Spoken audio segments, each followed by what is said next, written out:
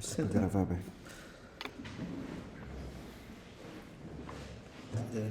Bem, eu tenho aqui, como vos disse no início, foi tudo aqui um pouco organizado para aproveitar, sobretudo aqui, a presença do Lucas, que vai para a Alemanha daqui a pouco tempo, não é? Portanto, não haveria outra data. E de maneira que a minha ideia inicial era partilhar aqui convosco um texto que depois me pareceu ser demasiado pesado para a leitura oral. De maneira que eu vou aqui tentar, numa primeira fase, apenas oralmente, depois vou só ler um pouco, tentar situar-me aqui no contexto de que eles falaram. Quer dizer, deu para ver, o Lucas fez aqui uma abordagem extremamente interessante, para quem está mais familiarizado com o autor, sobre alguns textos do Heidegger que nos trazem este problema do mito. Enfim, o João falou na questão do mal. Era o tema que inicialmente eu tinha designado da meta-ontologia à meta-política. Eu vou fazer uma coisa mais básica. Vou tentar andar um pouco para trás e tentar justamente abordar, não sei se por via do mal, mas abordar, ou começar por abordar muito rapidamente, é isto de que ambos falaram em tons e com diferentes conteúdos, desta relação, que foi uma relação, no fundo, problemática, que marcou a história da filosofia continental da segunda metade do século XX, a relação entre Heidegger e o nacionalsocialismo.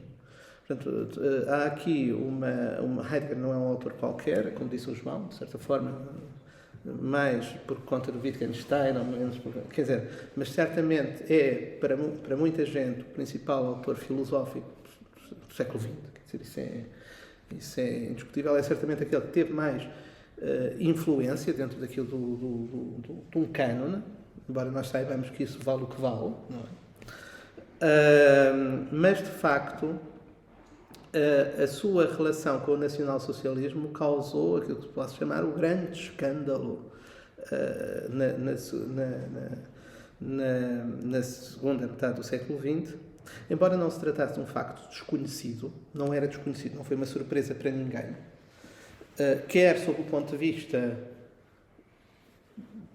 da biografia de Heidegger, quer sob o ponto de vista do seu percurso filosófico. Não era uma coisa estranha, sequer ou incoerente. Mas isso foi, de facto, marcante, enfim, e continua a ser nas recepções de Heidegger, no tratamento do Heidegger. Só um pouco para nos situarmos. Heidegger, de facto, foi reitor, como disse, da Universidade de Freiburg entre 1933 e 1934. O último reitor eleito da Universidade de Freiburg, eleito com o apoio do Partido Nacional Socialista. Portanto, ele, quando se candidata-se ainda dentro de uma perspectiva. Portanto, o reitor subsequente já não é eleito, é nomeado pelo governo, que entretanto chega ao poder, mas é eleito com o apoio do Partido Nacional Socialista. E, de facto, demite-se em 1934, portanto, abandonando o reitorado, mas não se desfilia do Partido Nacional Socialista. Ele mantém-se afiliado no Partido Nacional Socialista até 1945. Na verdade, ele não se desfilia do partido. Há, depois, num texto chamado O Reitorado, é um texto de reflexão sobre a experiência do reitorado, uma reflexão precisamente sobre esse percurso, em que, no fundo, é dado o mote para todo um conjunto de interpretações do lado do... Quer dizer, esta relação com o Partido Nacional Socialista imediatamente divide os académicos de uma forma binária, não é? Quer dizer, há aqueles que são os anti-heideggerianos por conta disso e os pró-heideggerianos que tentam justificar, precisamente, muitas vezes com os argumentos mais estranhos, mas essa relação. Alguns dos quais vão, sobretudo por via francesa, do Fédier, é o caso mais claro, compram, no fundo, algo que Heidegger escreve no imediato pós-guerra, quer dizer, numa altura em que a Alemanha está ocupada e que, no fundo, as pessoas que ficaram lá, sobretudo os intelectuais, são perseguidos politicamente. Inclusive, de facto, no caso de Heidegger e de muitos outros, são impedidos de trabalhar, impedidos de lecionar. E, portanto, nesse contexto, Heidegger diz, não, eu de facto fui filiado no Partido Nazi, mas não queria ser. Ou seja, não queria ser neste sentido. Eu não era um nacional-socialismo sincero, eu sempre fui um metafísico, não percebia nada de política. E não queria saber nada de política. Essa justificação é, obviamente, tendo em conta a própria filosofia heideggeriana, absolutamente estúpida, quer dizer, não faz sentido. O pensamento de Heidegger é intrinsecamente político, e é isso que eu vou aqui dizer. Então, só para aqueles que não estão tão familiarizados com este tema, só, assim, muito rapidamente, os marcos desta recepção. Em 1962 é publicado por um intelectual suíço chamado Guido Schneeberger, um livro chamado Nachlese zu Heidegger, ou seja, contributos para a leitura do Heidegger.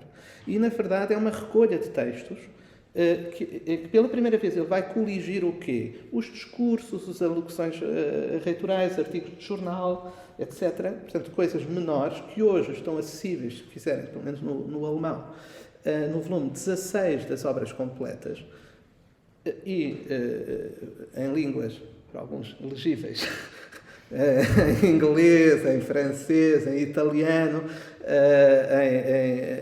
geralmente aparece publicado como escritos políticos, Heidegger Escritos Políticos. E em português também. Há uma edição do Instituto Piaget, publicado com esses, que na verdade é uma tradução do francês, mas isso é outra coisa. Mas isso, de certa forma, é uma recolha feita com base na Nachlese zu Heidegger, portanto, nessa primeira recolha, que é, aliás, muito mais completa. Portanto, esse livro nunca mais, tanto quanto sei, nunca mais voltou a ser publicado, mas foi publicado em 1962. Esta é uma primeira fase. Reparem, Heidegger tinha sido proibido pelas autoridades ocupantes, francesas no caso, em Freiburg, de lecionar. Há, por ocasião do 60º aniversário de Heidegger, um volume de homenagem, do qual participa muita gente, que vai, de certa forma, tentar reabilitá-lo, e ele, de facto, essa proibição de lecionação é uma proibição que dura pouco tempo. Portanto, ele vai reentrar na universidade rapidamente, digamos, ao contrário de outros que são, no fundo, banidos da Universidade Alemã para a vida, não é? Quer dizer, mas, em 62, regressa, então, o escândalo com esse texto. Portanto, é uma primeira onda de anti-heideggerianismo. Numa altura, reparem, estamos nos anos 60, os Derridas, não sei o quê, estamos na época do boom heideggeriano. Quer dizer, Heidegger é, sobretudo em França, a grande referência da filosofia alemã, ou da filosofia, se quiser, da filosofia ocidental, quer dizer, no mundo ocidental. É supérfluo falar, por exemplo, no impacto do Sartre, não é? Nesta época. Primeira onda, anos 60. Segunda onda, anos 80, 1987, um livro muito importante que saiu editado em Portugal na editora na Caminho, acho eu, chamado Heidegger e o Nazismo, feita por um senhor chileno, chamado Víctor Farias. Víctor Farias foi aluno de Heidegger e assistiu a seminários com Heidegger. E escreve Heidegger e o Nazismo com uma tese que hoje sabe-se. Não é uma tese, é aquela tese, não é... Bem, ele vai se basear num livro, numas lições que na altura eram inéditas, que é as lições sobre lógica, 1934. E a tese do Víctor Farias é que Heidegger era mais nazista que os nazis. O que é que eu quero dizer com isto? Mas tem razão de ser, ou seja, a tese não é tão bem documentada. E claro, toda a gente caiu em cima, não é? Porque estamos na década de 80, portanto, era um livro que destilava ressentimento e não sei o quê. Mas, na verdade, o que ele está a tentar pensar sem bases, portanto, sem documentos, é que Heidegger está ligado a um determinado modo de interpretar o nazismo, por conta, no interior do movimento nacional-socialista. Isto é importante, porquê? Pelo modo como nós entendemos o nazismo. Ou seja, nós falamos de nazismo no singular, como se toda a gente soubesse o que é o nazismo. Quer dizer, há o nazismo. E, portanto, naturalmente, podemos arrumar binariamente, de forma cómoda, às pessoas. Este é o este é o nazi, o outro não é nazi, e está o assunto resolvido e discute-se se é ou não é. Ora, a discussão, obviamente, em torno de Heidegger e de outros intelectuais alemães, e não só intelectuais, não é, ou melhor, é a um nível muito superficial, podemos dizer, emigrou ou não emigrou, foi perseguido ou não foi perseguido, resistiu ou não resistiu. Isso é uma... E nós já sabemos que muitos não resistiram. Agora, isso não quer dizer que o nacionalsocialismo seja um fenómeno simples, sem complexidade, e, portanto, dizer o tipo, o cara, foi nazi, diz tudo sobre o que é que ele foi. Não diz. E, portanto, o que o livro do Víctor Farias nos convida é a ter uma visão, e esse é o grande valor do livro, no meu entender. Não é propriamente o que ele diz sobre o Heidegger, mas é introduzir este elemento de discussão. Ou seja, como é que o Heidegger entendia o nazismo? Então, esse é um segundo ponto. Então, para o Víctor Farias, como é que o Heidegger entendia o nazismo? Segundo o Víctor Farias, entendia o nazismo na linha de uma corrente no seio do partido nazi, que é uma corrente que vai ser eliminada, digamos, pela via mainstream. E a via mainstream é de um senhor, não sei se já viram falar, chamado Adolf Hitler. Ou seja, o que é que a via mainstream dizia? Como é que o nazismo chega ao poder? Eu depois, mais à frente, falarei um pouco melhor sobre esse assunto. Eles vão dizer o seguinte: uma das correntes do partido nazi, talvez até a mais organizada e a mais coesa e mais consciente politicamente, é uma corrente verdadeiramente socialista, no sentido socializante, ou seja, está ligada de uma forma muito umbilical ao movimento socialista e pensa realmente, vai se tornar depois um nacional-socialismo por conta disso, e está ligada sobretudo às milícias. Na transição do século XIX para o século XX, os partidos deixam de ser partidos de elites e tornam-se partidos de massas. E o partido nazi é um partido que vai muito rapidamente tornar-se um partido de massas, um partido de rua. E nessa época, na década de 20, na década de 30, as massas operárias são organizadas. E são organizadas em milícias. Nós hoje temos, por exemplo, dificuldade em compreender que a organização das massas nas ruas tinha a ver, por exemplo, com a uniformização. Ou seja, vestiam uniformes. Então havia os partidos de massas, ou seja, os partidos de rua, os partidos que iam para a rua, tinham milícias organizadas. E o partido nazi tem milícias organizadas. Os uniformes de castanho e são as chamadas Sturmabteilung, o batalhão de tempestade, ou seja, as SA, as chamadas SA. Como, do outro lado, havia o Partido Comunista Alemão, também tem milícias organizadas. E, portanto, o que nós temos nas ruas, a partir dos anos 20, é combates entre milícias. Agora, quem é que quer adivinhar, faço essas perguntas às vezes nas aulas, quando falo disso, a cor das milícias comunistas? Qual era? Vermelho. Não, azul. Eram as camisas castanhas com as camisas azuis. Então, as milícias comunistas vestiam-se de azul, e é por isso que depois, na DDR, mais tarde, quando a República Democrática Alemã é fundada, se virem a organização juvenil, como é que aquilo se chamava? Freie Deutsche Jugend, a Juventude Livre Alemã. Não sei se viram o Adeus Lenin, por exemplo. Eles vestiam-se de azul, os pioneiros vestiam-se de azul. Ou seja, era como a mocidade portuguesa que era verde, não é? No caso da Alemanha Democrática era azul. Ora, as SA eram de castanho. E então, a ideia do Víctor Farias é que o Heidegger estava ligado às SA. Estava ligado particularmente portanto, ao grupo mais revolucionário, ou seja, as SA queriam, de facto, para já queriam substituir o exército alemão, queriam tornar-se o substituto do exército alemão e queriam fazer verdadeiramente uma revolução. São as SA que fazem uma tentativa de revolução na Baviera, em 1923, que falha, na sequência da qual Hitler é preso e escreve o Mein Kampf na prisão. Mas nesse contexto, e sobretudo a seguir a 1925, a política do Partido Nacional Socialista vai ser uma política de institucionalização e de adequação do partido ao regime. Portanto, as SA vão perder peso. Atenção, Hitler não é, nesta época, um líder consensual. Por exemplo, Walter Stanis, que é o líder das SA em Berlim, ainda em 1932, tenta um golpe para tirar o Hitler da liderança do partido nazi. Walter Stanis, o líder das SA em Berlim. Porquê? Porque Stanis está em Berlim e diz: vamos entregar como é que diz o nosso Presidente da República acerca do Montenegro? Um rural. Vamos entregar aqui o poder a um rural, que é o Hitler, não é? A Baviera, uma coisa rural, não é? Ainda por cima católico e não sei o quê. Quer dizer, Stanis não pode ser.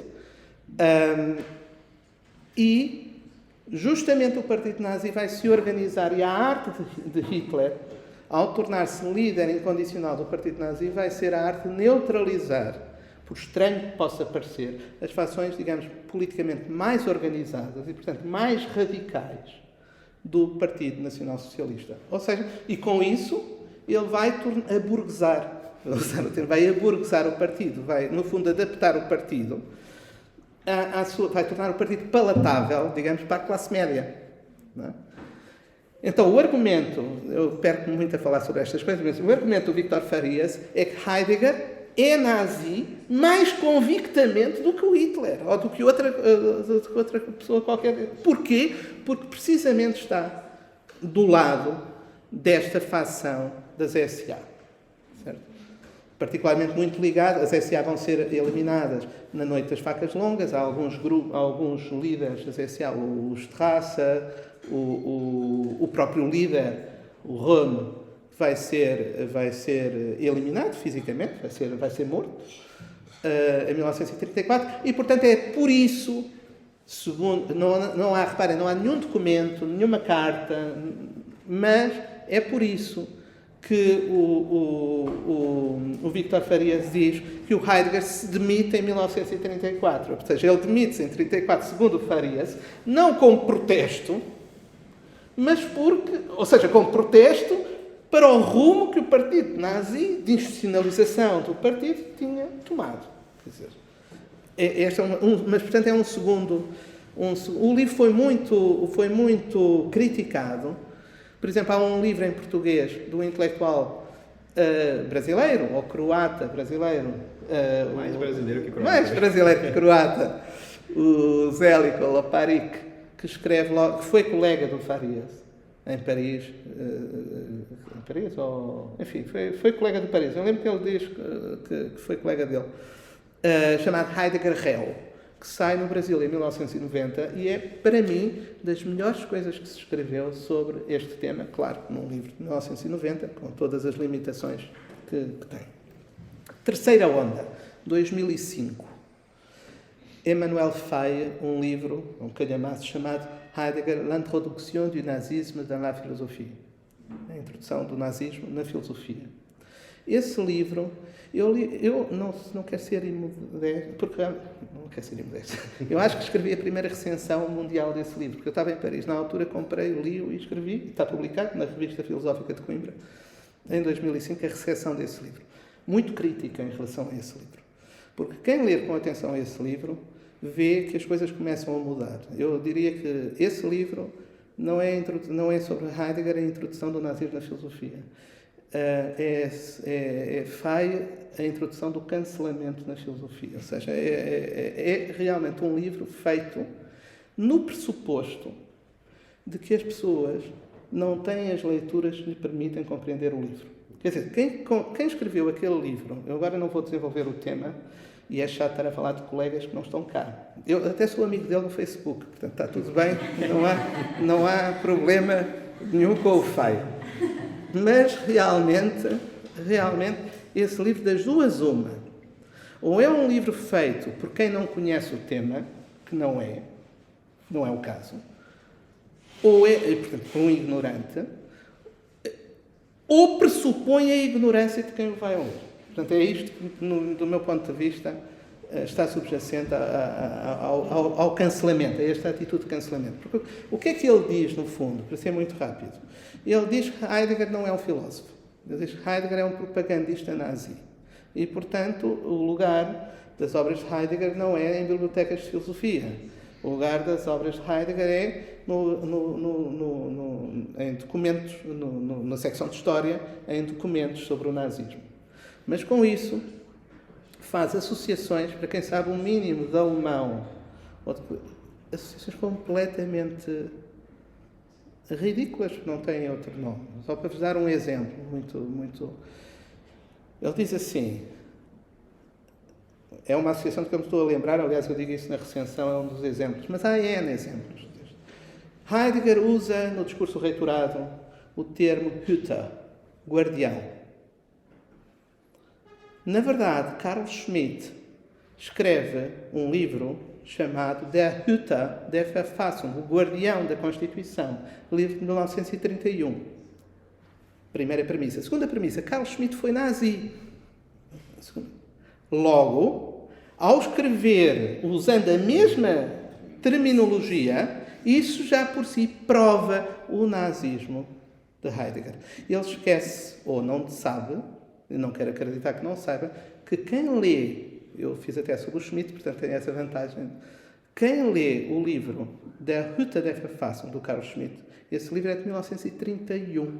E, de facto, é verdade que Schmitt vai aderir ao Partido Nazi em 1933, mas no livro Hüter der Verfassung, o Guardião da Constituição, esse livro é escrito para defender a tese segundo a qual o Presidente da República deveria ser o guardião da Constituição contra quem? Contra os partidos radicais, o comunista e o nazi, que estavam a tentar chegar ao poder por via do Parlamento. E, portanto, e ele dá exemplos. Um dos exemplos que o Schmitt dá nesse livro é algo que ocorre precisamente nesse ano, em 1931, que é a proibição pelo Presidente do Reich, como se chamava na altura, Presidente da República, a proibição das SA e das milícias comunistas, ou seja, a proibição para salvaguardar a liberdade nas ruas, a proibição das milícias paramilitares dos partidos, quer do Partido Comunista, quer do Partido Nazi, e de facto, em 1931, as SA vão ser ilegalizadas. Portanto, quer dizer, um tipo de argumentação deste só outro exemplo. Quando é que sabem qual é a data que o Heidegger se filia no Partido Nazi? 1º de maio de 1933. A data em que o Carl Schmitt se vai filiar no Partido Nazi? 1º de maio de 1933. Então eles citam esta data e dizem assim, eles estão tão irmanados no seu pensamento que se escolhem aderir ao partido no mesmo dia. Esquecem-se que o 1º de maio, na Alemanha, como aqui, é feriado. E então que as filiações no Partido Nazi, a partir de janeiro de 1933, que é quando o Hitler chegou ao poder, 30 de janeiro de 1933, portanto, os nazis tinham a necessidade de distinguir os militantes que tinham de antes, não é? Os de antigamente, dos novos, dos cristãos novos, ou seja, daqueles que vão aderir ao partido a partir de janeiro de 1933. E então, quem adere ao partido em 1933 têm todos como data de filiação 1º de maio, ou seja, não há distinção entre eles. Ou seja, qualquer pessoa que trabalhe estes assuntos com alguma... deveria saber isto. Ora, escrever um livro em que se ignora ou pressupõe-se a ignorância deste tipo e depois extrair consequências deste tipo de dados, eu acho que isto ilustra muito o estado a que hoje, em algumas matérias, na universidade nós estamos a chegar. Por isso é que eu gostava de sublinhar este ponto. E, finalmente, isto é uma terceira onda. Portanto, este livro causou muito impacto, está traduzido em Portugal, não está, mas há uma tradução portuguesa no Brasil, que teve também repercussão. E depois há um último marco de escândalo, que é justamente a publicação dos Cadernos Negros. Cadernos Negros, chama-se Cadernos Negros, não é por nenhuma adesão às SS, é porque os cadernos eram pretos, portanto tinham a cor preta, era uma questão cromática, não era senão isso. Os Schwarze Hefte. Mas isso leva a Peter Trauny, que foi o editor destes e o editor do volume sobre o Junger, que é muito importante, o volume 90, leva a que ele aproveite, não é? Isto era aproveite. E eu estive justamente com ele no Brasil, em São Paulo, uma vez, num colóquio da ANPOF, em que falámos sobre isso. E ele disse, eu sou o editor disto, tenho de escrever sobre isto. Não? E escreveu esse livro chamado Heidegger und der Mythos der jüdischen Weltverschwörung, ou seja, o Heidegger e o mito da conspiração judaica mundial. É um livro que sai em 2014. Data, creio eu, que da publicação, os Cadernos Negros são 4 volumes, da publicação do primeiro volume dos Cadernos Negros. Isso leva depois à admissão de um senhor que morreu este ano, morreu há 2 meses, o Gunther Figel. Leva à admissão, ele era um professor importante, era professor em Tübingen, depois em Freiburg. Leva à admissão do Gunther Figel da Sociedade Heidegger, e isso foi, no fundo, algo muito impactante. Eu lembro que eu cheguei a ir a Freiburg já nessa altura, eu estudei em Freiburg durante um tempo, portanto tinha lá contactos. Basicamente, o Freiburg era uma universidade muito interessante, porque era o bastião do heideggerianismo. Havia heideggerianos de todo lado, não é? Isso vai ser...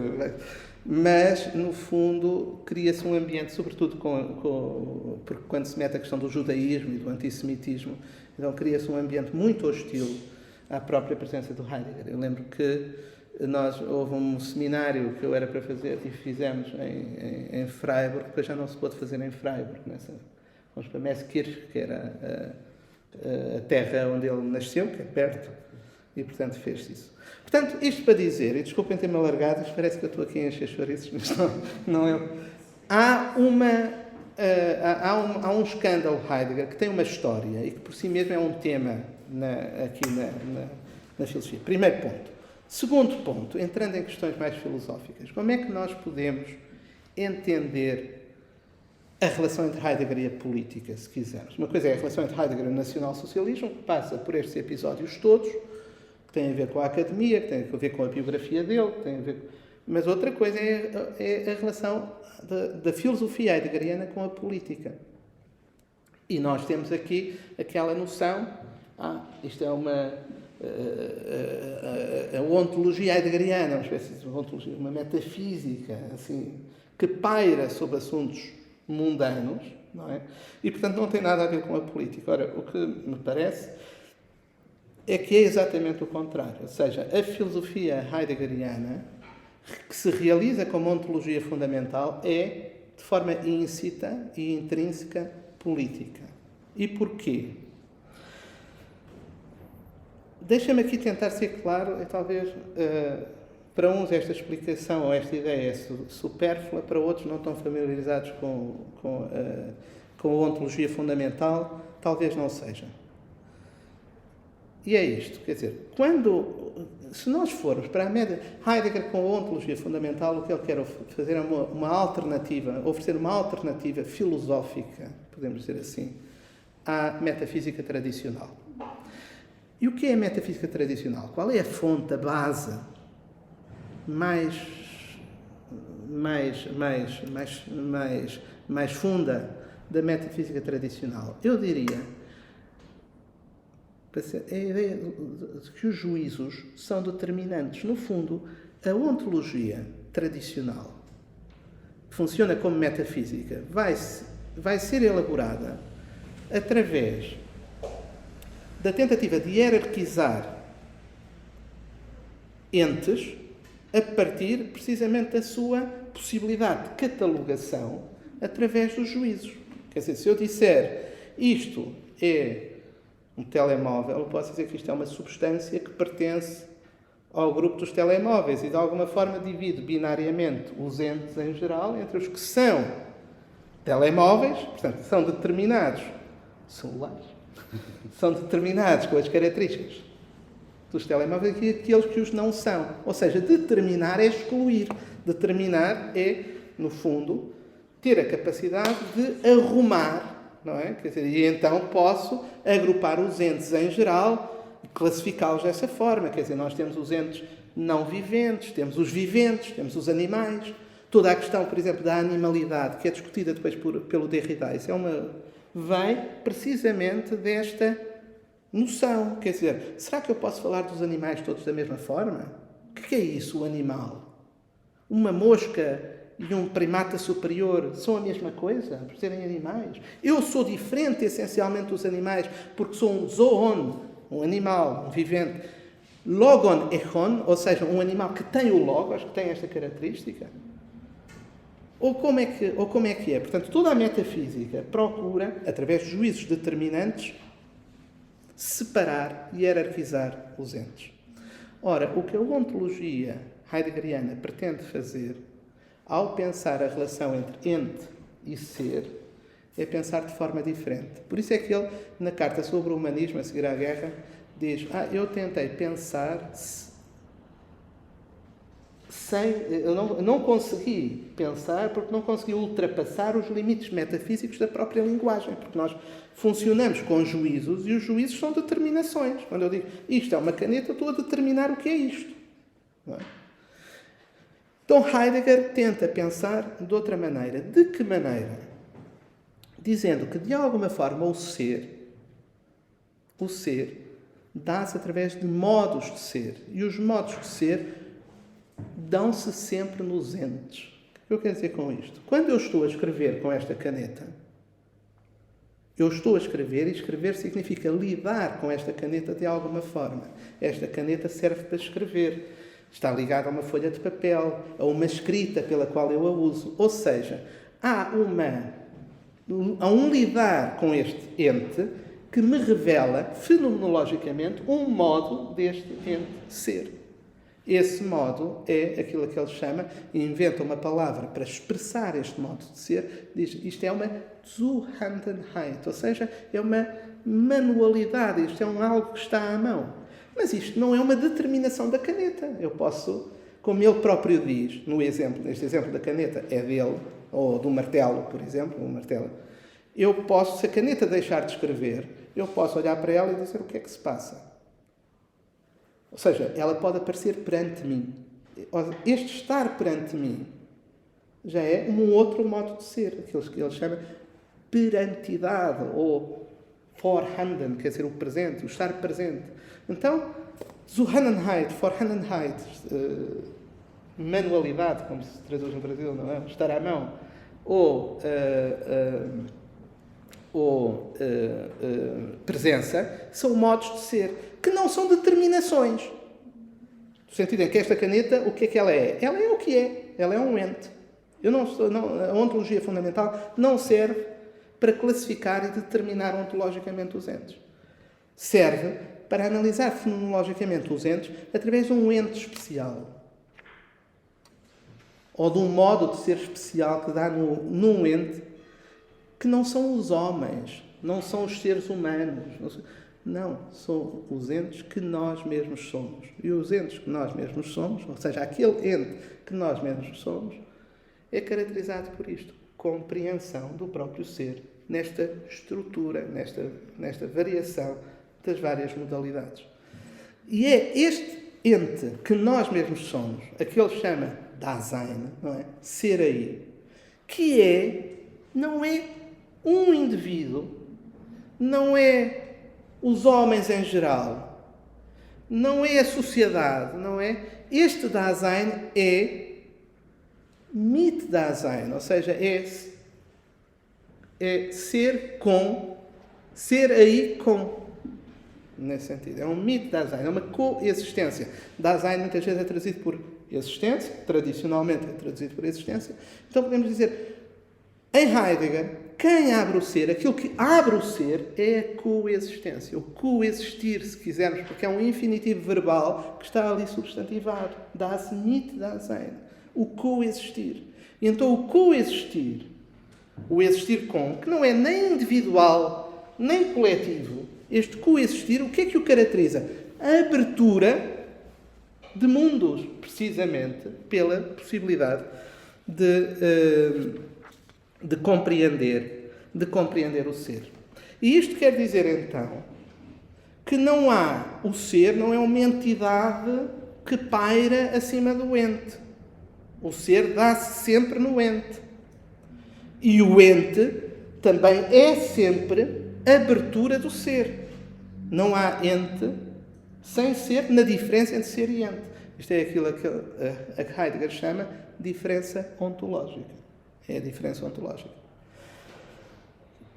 E nesse sentido, e aqui chega a primeira parte do que eu queria dizer, já não vou dizer tudo, consegui não dizer tudo. Nesse sentido, há um curso que ele dá, só para justificar o meu título, da meta-ontologia à metapolítica. Há um curso que é o último curso que ele dá em Marburgo. Portanto, quando ele escreve o Ser e Tempo, ele era um bocado preguiçoso para escrever. É como nós, às vezes. Quer dizer, ele não tinha grande obra, era um professor muito conhecido, muito respeitado, mas não tinha... E quando, a certa altura, tinha aceito, ele era de Freiburg, teve os primeiros cursos em Freiburg, depois vai para Marburgo. Em Marburgo escreve o Ser e Tempo. A questão com o Jaspers é muito interessante. É muito interessante, porque o Ser e Tempo é uma obra inacabada. O Ser e Tempo foi projetado, se virem o índice, para ter 2 partes, cada uma com 3 secções. E o que nós temos escrito são as 2 primeiras secções da primeira parte. Não temos a terceira secção. Essa terceira secção não existe. E há todo um debate, sobre foi meu professor em Freiburg, que faleceu também faz pouco tempo, o von Hermann, que defendia, coisa tese que eu nunca comprei, porque Heidegger não ia destruir aquilo, ele defendia que Heidegger tinha escrito a terceira secção da primeira parte do Ser e Tempo, estava pronta, e que no verão de 1927 foi discutir, quer dizer, mandou a quem? Ao seu amigo Karl Jaspers, não é? Que estava em Heidelberg, e depois foram fazer o que geralmente a pessoa fazem no verão, não é? Passar férias juntos. Ele visitou. E segundo o von Hermann, o que tinha acontecido é que nas discussões em torno dessa terceira parte, ou seja, da passagem da analítica do Dasein para a analítica do ser, o Jaspers não tinha entendido nada. Então, segundo o von Hermann, o que ele dizia é que a obra, a publicação projetada, que ele vai ao pormenor de contar os cadernos que estavam projetados, a obra publicada, efetivamente, é muito menor do que aquela que inicialmente estava projetada. Portanto, segundo o meu ex-professor, von Hermann, o que é que tinha acontecido? Ele tinha destruído essa versão e tinha feito uma segunda versão, que vão ser depois as lições do semestre de verão de 1927, logo a seguir, chamado Problemas Fundamentais de Fenomenologia, que é realmente um grande texto, quer dizer, das grandes lições do Heidegger. Mas que isso seja a segunda parte de Ser e Tempo parece um bocadinho forçado. Mas isto para dizer, a seguir a essas lições, ele é chamado para Freiburg, para Freiburg de novo. E então dá as últimas lições que ele dá em Marburgo, são Fundamentos Metafísicos da Lógica a partir de Leibniz, 1928. Ele diz o seguinte, ele faz um balanço do seu percurso e da ideia da ontologia fundamental, nos termos que eu estava a dizer, e diz isto. A partir daqui, a partir da ontologia fundamental, dá-se a necessidade de uma problemática peculiar que tem por tema o ente, no seu todo. Dasein im Ganzen. O ente no seu todo. Este novo questionamento encontra-se na essência da própria ontologia e dá-se como a sua inversão, a sua Umschlag, a sua metabolie. Escreve em grego e tudo. Metabolie. Designo esta problemática como meta-ontologia. É o primeiro tema. Como meta-ontologia. E aqui, no círculo do perguntar meta-ontológico existencial, está também o círculo da metafísica da existência. E depois faz um parênteses e diz: só aqui se pode colocar a questão da ética. Isto nas lições. Ou seja, se quiserem, a ontologia fundamental na elaboração, que eu vos disse aqui de uma forma muito tosca, o que é que previa na sua elaboração? Esta reciprocidade entre a analítica do ser e a analítica do ente e aquilo que podemos chamar um ping-pong, se quisermos, um Umschlag entre uma coisa e outra. É aí que aparece pela primeira vez um termo muito importante para os heideggerianos chamado Kehre, virada ou viragem. Ele diz, a viragem não é uma viragem no sentido de vamos mudar, é a ontologia a virar-se sobre si mesma e tornar-se uma ôntica. Ou seja, não há ontologia sem uma ôntica. E isto quer dizer que a ontologia é essencialmente ética, como ele diz aqui. O parênteses, eu vim só citar isto, está, volume 26, página 199, se quiserem confirmar, está lá um parênteses, só aqui se pode colocar a questão da ética, die Frage nach der Ethik, a questão da ética. Ora, esta necessidade da ontologia ser ética, ser uma ética, ser, portanto, quérrica, ser viragem para a ética, é retomada nos cadernos negros. Os cadernos negros em 1932. Opa, desculpem lá isto. Vou truncar a conferência, não vou dizer nada do que eu vos tinha dito. Mas em 1932, portanto, reparem, ainda 1932 é um ano, sob o ponto de vista político, por isso é que é muito importante para a Alemanha. Nós temos de ver as coisas em contexto, quer dizer, os filósofos, nem o Heidegger, não vivia numa espécie de montanha sem... Não, quer dizer, ele vivia na Universidade de Freiburg com imensas preocupações. A filosofia de Heidegger é uma filosofia académica. Então, em 1932, nós temos 3 eleições na Alemanha. Temos em julho eleições parlamentares. Temos, antes de julho, temos em abril eleições presidenciais. E depois, por ocasião de uma dissolução do Parlamento Alemão, que é uma história rocambolesca, enfim, eleições em novembro de 1932. Portanto, temos 3 eleições sobre as quais Heidegger se pronuncia. E pronuncia, Heidegger, aí sabe-se, Heidegger votou nos nazis em 32. Isso é claro. Mas, portanto, ele nessa altura já estava a escrever, estava a ler o quê? O que é que ele estava a ler? Sobretudo Ernst Jünger, o Trabalhador, que tinha saído nesse ano de 1932, sai o livro O Trabalhador, do Ernst Jünger, sobre o qual ele faz repetidamente seminários. O volume dos trabalhos sobre o Jünger, o volume das obras completas do Heidegger, tem para aí umas 600 ou 700 páginas. Portanto, ele faz repetidamente seminários sobre o livro Der Arbeiter, não é? O Trabalhador, e nos cadernos negros, nos 6 célebres cadernos negros que provocaram o escândalo todo, há uma pequena passagem, são notas, são uma espécie de diário filosófico. Mas na página 115 ele diz o seguinte, a nota é esta: o fim da filosofia, das Ende der Philosophie, o fim da filosofia. Temos de trazer a filosofia ao seu fim. E com isso preparar das völlig andere, aquilo que é absolutamente outro, completamente outro. Die Metapolitik, a metapolítica. Ou seja, no fundo, o fim, por fim da filosofia, não é o término da filosofia, não é o acabar com a filosofia. É novamente a ideia, que regressa com outra formulação em relação a 1928, de que há uma guerra entre a ontologia e o ôntico. Não há ontologia sem ôntico. E o ôntico é o âmbito da política. De metapolítica.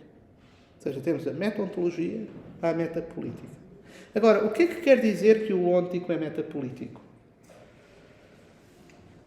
A minha tese, que eu não vou explorar, a gente vai marcar outra sessão, já sei o Lucas, mas para isto se tornar claro, reparem, como é que a política, o que é isto da metapolítica? O que é isto da metapolítica? Nós, a princípio, poderíamos pensar ingenuamente, e não é isso que Heidegger quer, não é pensar filosoficamente ou metafisicamente a política. Não é ter a realidade política como objeto de estudo e fazer um pouco como nós fazemos nos nossos departamentos académicos. Quer dizer, na filosofia nós estudamos o quê? Eu quero estudar filosofia da ciência. Ok, então vamos ver os fenómenos da ciência e filosofia da ciência. Eu quero estudar filosofia política. Ok, então vamos estudar os fenómenos políticos filosoficamente. Não é isso que está em causa no conceito de metapolítica. Ou seja, o que Heidegger diz é que a política não pode ser abordada à maneira da metafísica tradicional, como um objeto de análise filosófico, um objeto filosófico de análise.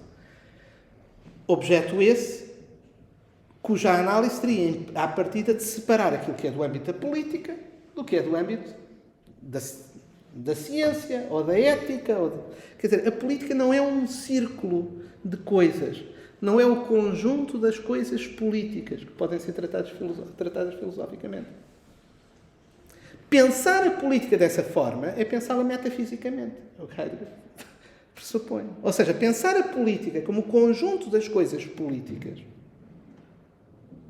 é pensar a política a partir de uma abordagem ontológica que corresponde à metafísica tradicional, ou seja, tratar a política como um objeto.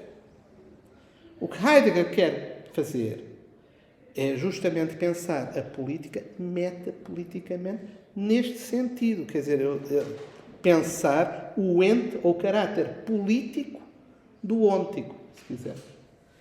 E, para isso, e é a parte que eu vos ia ler e não vou, para isso temos de pensar o que é esse ôntico da política.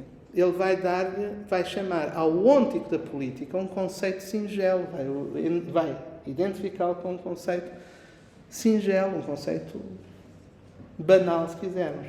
Vai-lhe chamar folk, povo. Ou seja, o ôntico da política é o povo.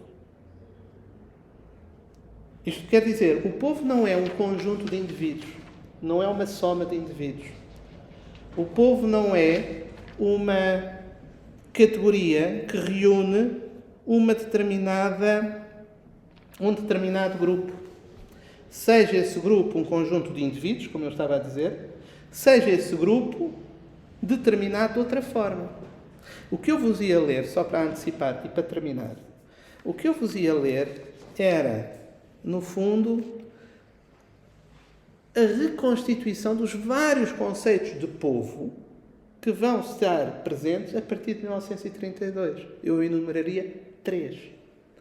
Primeiro conceito de povo que está presente na Constituição Alemã de 1919, que é uma Constituição democrática e liberal, que projeta vários partidos. Ou seja, o que é e que pela primeira vez estabelece o povo como soberano. O povo é o soberano. O povo alemão deu soberanamente esta Constituição à Alemanha. A primeira vez, em 1919, que se enumera o povo como o lugar da soberania. Então, ou seja, se quiserem, a herança russoniana da ideia da soberania popular. Como é que o povo é pensado dessa forma? O povo é um conjunto de indivíduos. Todo o problema das constituições modernas é o problema de saber como é que esse coletivo pode ser tratado como singular. O que é o povo? O grande problema que é enunciado pelo Hegel nas linhas fundamentais da filosofia do direito, quando ele define o povo. O que é o povo? E ele define, com certa ironia, certamente, Mas não é só a ironia. O povo é aquela parte do Estado que não sabe o que quer. Precisamente por isso, porque o povo, se for pensado como um conjunto de indivíduos, o povo quer muitas coisas. Pelo menos, se estamos aqui nesta sala, certamente quereremos coisas diferentes. Falar do povo como uma unidade exige um exercício de abstração e um tour de force que é muito complicado do seu ponto de vista político. E este exercício chama-se constitucionalismo liberal. No fundo, o constitucionalismo liberal é a tentativa de fazer com que o povo seja soberano, seja uma vontade política que dá a si própria a sua Constituição. É a Constituição de Weimar. Segundo o conceito de povo que está em causa, o povo como proletariado. É a tese do Partido Comunista Alemão. O Partido Comunista Alemão, pró-soviético, pensa o povo essencialmente como classe. É por isso que desde 1919, em 1919, nós não tivemos uma proclamação da independência alemã. Tivemos 2 proclamações da independência alemã. Uma ganhou, foi a liberal, a social-democrata, mas não nos esqueçamos que o Partido Comunista Alemão, desde 1919, entende o povo como soberano no sentido do proletariado. Ora, o proletariado tem de falar pelo partido. Ou seja, o partido é o intérprete da vontade do povo. Aliás, é uma coisa muito conhecida, já vamos terminar, há uma canção que eu nunca me esqueci. Eu, quando estudei na Alemanha, na altura, havia tipos que vinham da Alemanha Oriental. E então havia essa canção de Partei, die hat immer recht. O partido tem sempre razão. Tem sempre razão neste sentido. É o partido que determina, que constitui a vontade política do povo.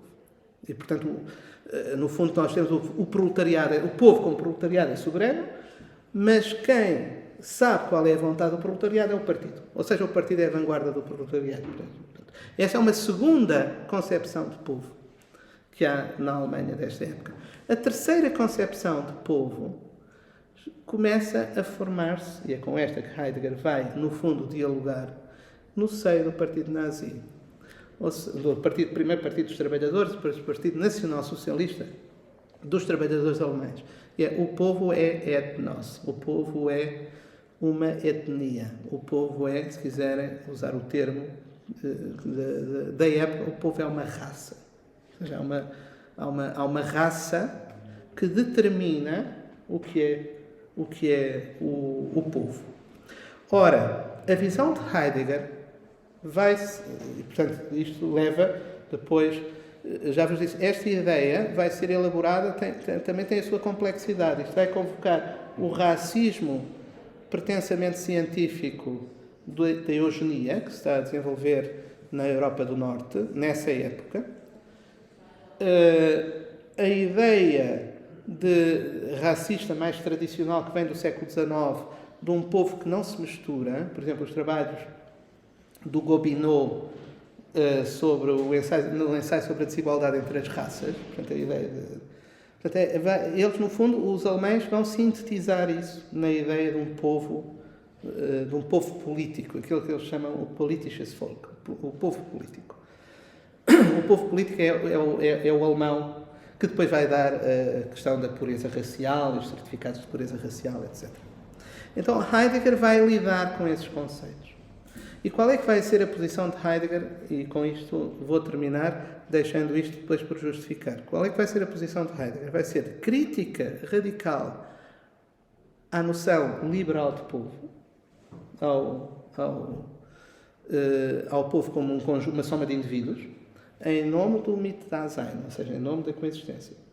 E, ao mesmo tempo, crítica à noção etnocêntrica, se quisermos, ou racista, dos nacionais-socialistas, dizendo que isso é apenas a inversão do mesmo. Ou seja, no fundo, é uma espécie de liberalismo invertido. É liberalismo ao contrário, se quisermos. Estão a ver? Ou seja, o povo não pode ser nem uma soma de indivíduos, segundo Heidegger, e aqui contrapõe-se a toda a doutrina constitucional, e há um filósofo, um pensador político, que ele critica particularmente, é o Carl Schmitt.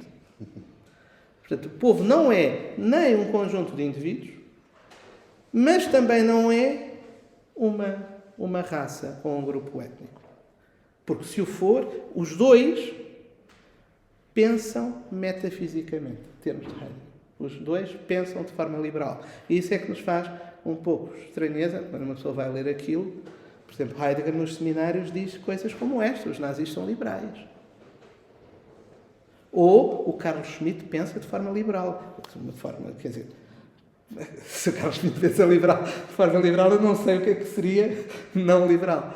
Mas o que ele está a fazer é tentar ver a raiz, no fundo, na metafísica tradicional, destas formas de pensar.